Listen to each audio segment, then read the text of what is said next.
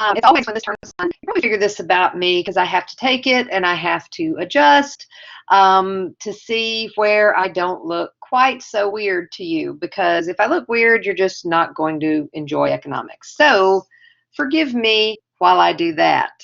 But anyway, glad to see you all again, and hopefully this session is going to go pretty quickly because I'm sure you all have a lot of other things you'd like to do today. Anyway, here we go. In fact, my neighbor, you can hear outside, is mowing his grass. So if you hear the lawnmower starting up, that's my neighbor here in my office, at home office. So you may hear my puppy dog bark. And if you do, I'll try to get him to get on camera so you can see who he is. Otherwise, we shall get started. Okay, so the first thing, we were talking about non-income determinants, marginal propensity to consume, marginal propensity to save, that type of stuff. So today we're going to talk a little bit about long-run aggregate supply and just kind of get you prepared for the next version of content, which will go right into fiscal policy. And that's what the government does to manipulate GDP. So we'll get there. First, we got to get a little background for that. So let's go to the whiteboard, the dreaded whiteboard. All right, so we are ready for some lovely notes, aren't we? Okay, so when we're talking about, there are three names for the following. There are three names for full employment and our output that we're going to discuss, or that I'm going to give you. And the first one is called potential output. Next, you'll see where I'm going with this in just a moment. Hang with me here. The natural rate of unemployment. And third is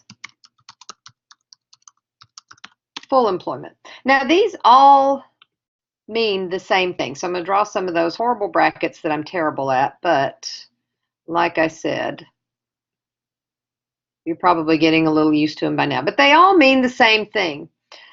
And what that thing is, let's do it that way instead, huh? Okay, that looks like Alfred Hitchcock, doesn't it? All right, so they all mean the same thing. And what they mean is when an economy reaches its maximum sustainable output. All right, so when we reach, now that's the name potential, right? Because when we reach as much as we can do, then we can say we have reached our potential right here. So this one, therefore, is going to be the term. Now, all three of these mean the same thing. Full employment also, if we've reached full employment, that means that we are producing as much as we possibly can, and that's our maximum sustainable output. But we can't, but now the word sustainable is important here, because we can continue to produce, and our economy is constantly growing. However, when we reach a point where we just can't grow anymore without causing considerable stress on our resources. And I like to use the example of running. So you probably know by now that I'm a runner, and I love to run half marathons. I haven't done the full yet. It's not on my bucket list. Don't know why. I never felt the urge to go the whole 26 miles, but I love doing half marathons, and I do quite a few of those. So for my half marathons, if I'm doing a 5K, for example, I can go really super, super fast, or at least super fast for me. It's not super fast like I would win anything, but for me, it feels fast. I can go a 10-minute mile. Okay, so then, and I can sustain that for a good ways, for the three or 4 miles that I can do. But if I continue to push myself, I can probably take that down to maybe 9 minutes. Let's say that I can take it down to 9 minutes, shave a mile off of there. And so I can continue to do that, but I can't do that for very long, can I? I can't continue to do that. Or let's say that I push myself as hard as I possibly can and I can run an 8-minute mile, but I'm not going to be able to do that for 5, 6, 7, 13 miles, am I? Because eventually I will deplete my resources. I will deplete whatever I have in me that allowed me to go that fast to begin with. So that's the same thing. If we have the sustainable part right there means that if we start to produce and we're using all of our resources, we have everyone that has a job that wants a job, and we're continuing to produce, and we're paying this extra money to produce just constantly, all the time. When we do that, pardon me, we're going to deplete our resources. People are going to need a vacation. Machines are going to break down and need to be repaired or replaced. We're just not going to be able to keep that up. So therefore, we would have gone and exceeded our potential. But as fast as we can go, as much as we can produce, as fast as we can run, that is our potential. So that's the goal we want to hit. And so I'm going to put an asterisk right there by potential, because that's the one that we're going to use when we're talking about sustainable output. All right. Okay, so we were talking about aggregate demand and aggregate supply, and because the aggregate supply curve that we've talked about so far, it deals with the short run. You'll remember at the beginning of the semester we talked about short and long run and the difference between production and strategy and things like that. Well, aggregate supply is the supply curve we've looked at so far is short run. So it is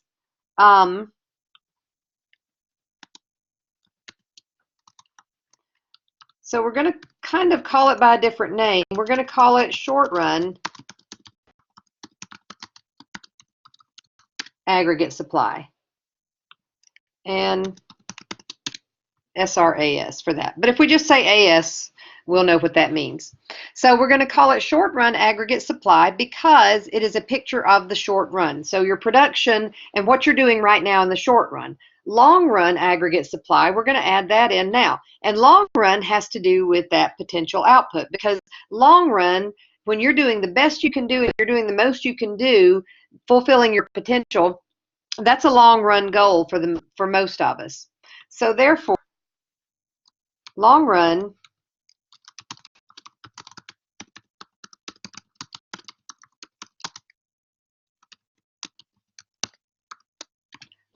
aggregate supply is going to be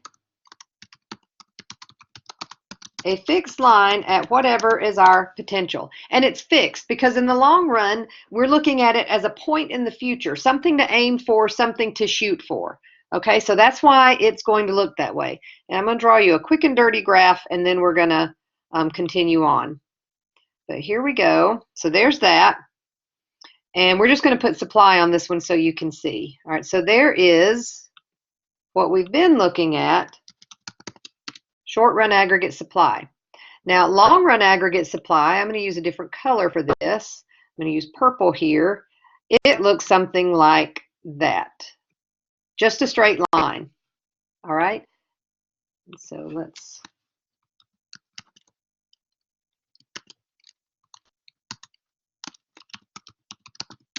All right, long run aggregate supply, and that is our potential. So now, if you are on this side right here, so if you're right here, then you are below potential, aren't you? So if I'm running, if a 10-minute mile is the best I can do for a 5K, and I'm running a 12-minute mile for whatever reason that may be, I'm falling short of my potential. I'm below potential. On this other side here, let's say if I push myself as hard as I can, and I get up to a 9-minute mile, or dare I say even an 8-minute mile, then I'm exceeding my potential, okay? So anything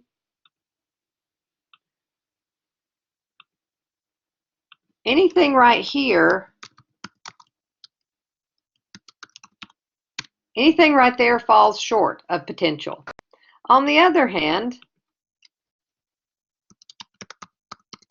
if you're on that side, you're exceeding, okay? So you fall short or you exceed. That sounds like the hardest teacher you ever had in high school, right? Yeah, you're either going to fall short or you're going to exceed. Oh, no, wait a minute, maybe not a teacher, a coach, right?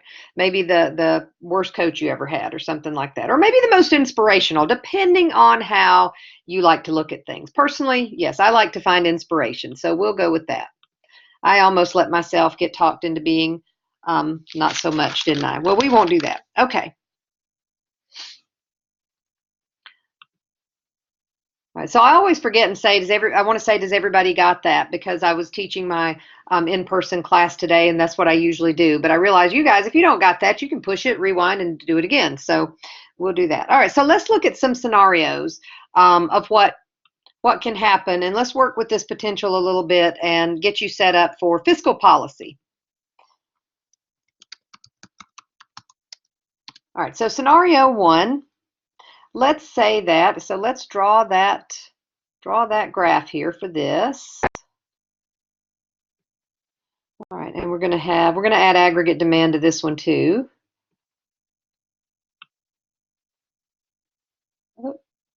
Sorry, I just kind of did a little thing there with the keystroke. My pen got away from me. So we've got our short run aggregate supply right there. And we've got aggregate demand right there. All right, and then sticking with our purple, there's long run aggregate supply. And when I'm drawing this on the whiteboard for my class, I also like to put a star or something, or an asterisk or something down here so that we'll know.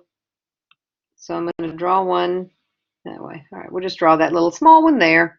But I like to do that so that when we're looking if we're looking down here on this side of the graph, we can still see, that'll catch our eye and we'll know that that's potential.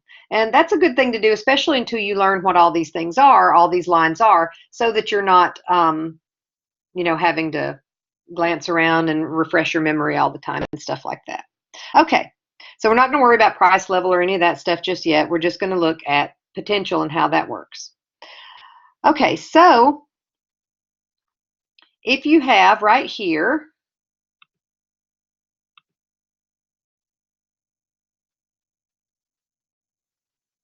I'm going to draw this one gray. So let's draw a dot right there. So there's where they intersect. And we know that GDP is down here. We'll go ahead and write that. Okay, so we'll remember that. And then, so real GDP is hitting right here. Okay. So we know this side of the graph is real GDP, and there it is. Okay, so when we look, real GDP is right here, and potential is right here. So we are obviously below our potential, aren't we? We are below our potential. So we are below potential by this amount. You can see the little hand going back and forth. We're below potential by this amount. So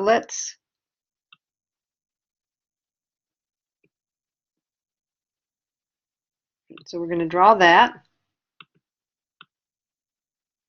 And then I'm going to come back and I'm going to label it and tell you what it is, but I don't want to ruin the suspense. All right, so what we have right here, we have real GDP that is below potential. Your long run aggregate supply. All right, so that is it. That's what we've got here. So we're not living up to our potential. We know we can, as an economy, we can be producing more. So what this is called a recessionary gap. All right, because anytime we're below potential, that's a recessionary gap. So I'm going to label this right here for you.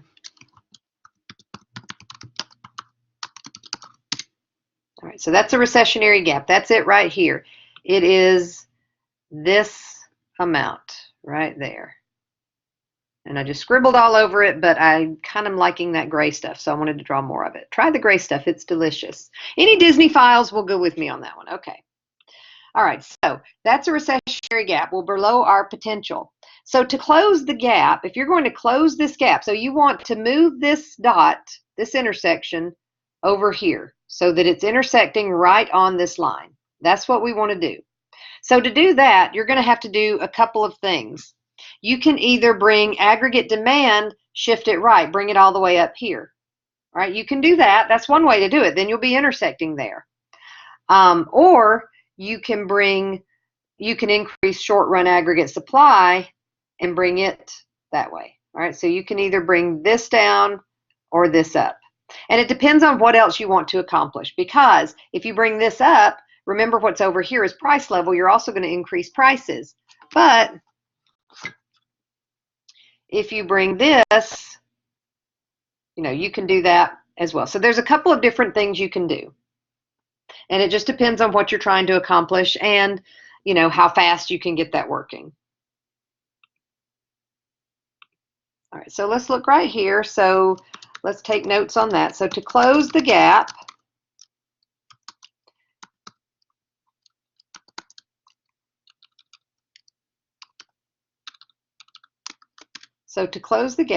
you have to either increase short run aggregate supply, which is to shift it to the right, or you could do some combination thereof and end it somewhere in the middle, or you can increase aggregate demand, which is also to shift it to the right.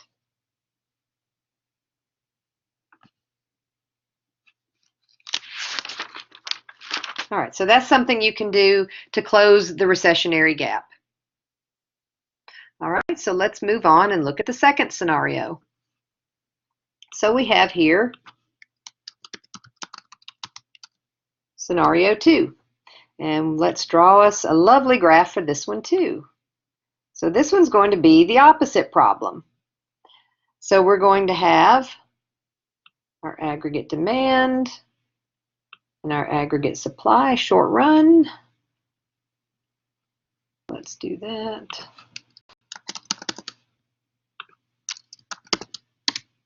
All right, and then let's draw some there. Let's draw our long run aggregate supply. And we'll draw a little star right there. All right, so there we are. Okay, so looking at that, so if we were to look where those two intersect, right there, to find real GDP, and we come down, we've got it. It is, you can look and see, it is above potential, isn't it? So we're exceeding, we're killing it, right? Sort of, but then imagine that you're running a half marathon and I'm running this half marathon, because some of you are like, yeah, I'm not doing that.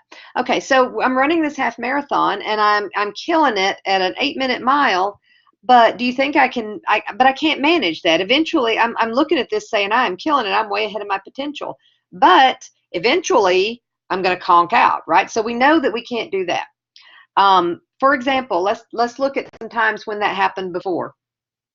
When that happened before, a lot of times when it's happened before in our economy, it means that people are spending a lot and they're getting a lot of debt. For example, right before the Great Recession, I think I've told you before that every household, for every dollar they had coming in, they had $1.30 going out.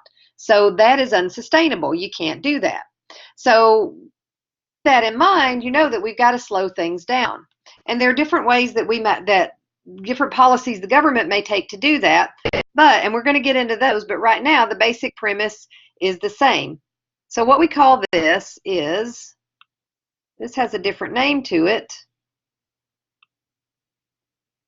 and it's called, well, let's get over here and type it first, huh?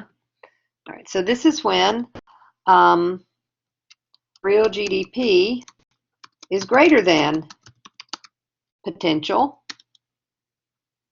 and it's called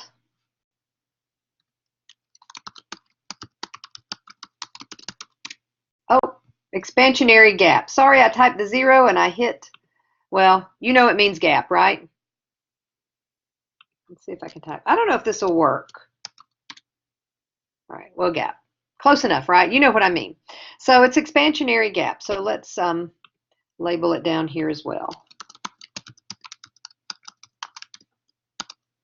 Because we're in an expansion, but this right here is the expansionary gap. We've exceeded our potential by this amount right here. And, you know, eventually that's going to conk us out. So we can say that that is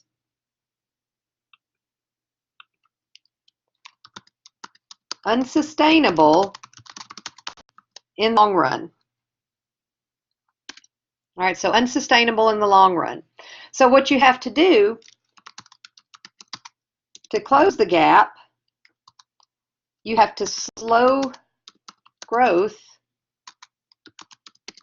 in GDP. So you have to slow the growth in GDP. So you can do that. You do that a couple of different ways. All right, so looking at this, what you can do, you want to get this over to here. So you can either bring aggregate demand, you can decrease it down to shift it down to intersect right here. But that, I mean, that's to slow growth, it's slow spending. That could throw us into a recession. But, or if you do it for less than 6 consecutive months, it's technically not a recession, is it? So you can do that. You can also decrease production.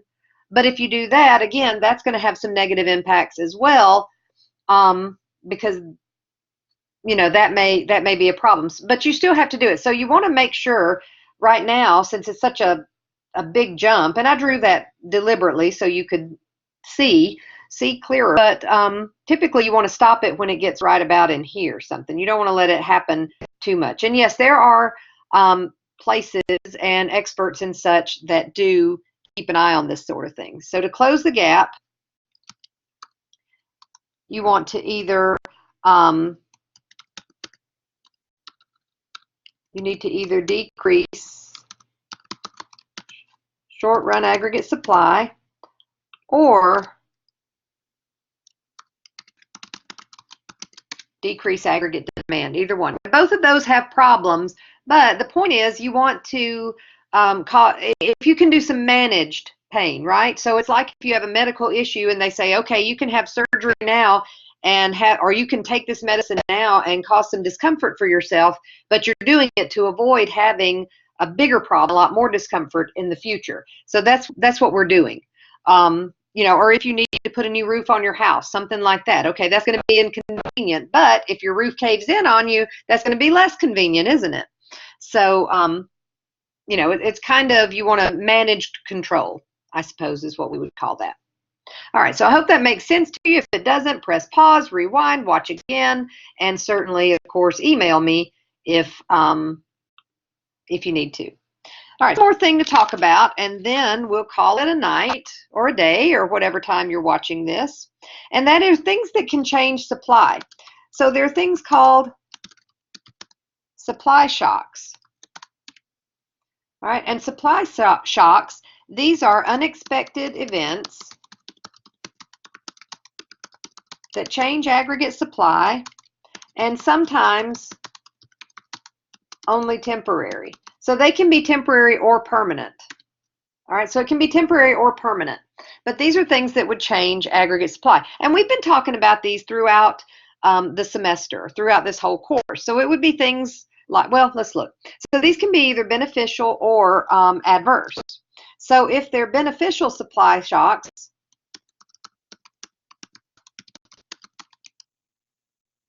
cause an increase. Beneficial cause an increase in aggregate supply. And these are things like technology, tax cuts, and things like that. So this will cause an increase. If you cut corporate taxes, then corporations are going to spend that extra money. It doesn't do them any good to just sit on it, not forever anyway. I mean, it's nice to have a little bit, but they're going to spend it because that's how they make more money. So, or technology improvements that can cause beneficial supply shocks. Okay, and then there's also the other kind are adverse, which cause a decrease in aggregate supply. And these are things like tax increases, natural disasters, terrorist attacks, things like that. So these are things that happen and they cause aggregate supply to decrease. Now, sometimes these things don't actually have to happen here to us. For example, terrorist attacks in the Middle East can affect our supply of oil, which cause a supply shock for us. Nothing we did, nothing we had anything to do with, but it did still affect our supply, and it can have an adverse effect on us and cause our aggregate supply to decrease.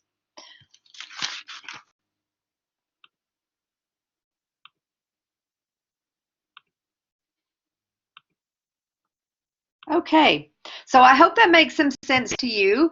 That gives you, all this was not a long lesson, but it was just foundation so that we can go into fiscal policy and you'll be kind of familiar with what we're talking about.